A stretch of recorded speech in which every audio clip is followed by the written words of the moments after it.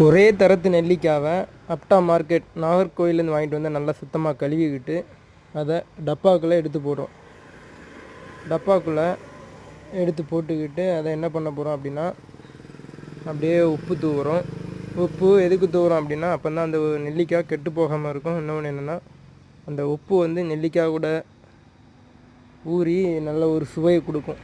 அப்புறம் காரத்துக்கு என்ன பண்ணுறோம் அப்படின்னா, பச்சை மிளகாயை 2ஆக கீறி அதையும் பொடிசாக நம்ம நறுக்கி போடுறோம். இந்த பச்சை மிளகா போடுறத விடைக்கும் சீனி மிளகா போட்டோன்னு வைங்களேன், காட்டமாக இருக்கும். அப்புறம் நெல்லிக்காய் கூட உப்பு பச்சை மிளகா போட்டு அதை நல்லா குலுக்கிக்கிறோம். அப்போ தான் அது நல்லா பிடிக்கும். அந்த காரமும் உப்பும் நெல்லிக்காய் கூட பிடிக்கும்.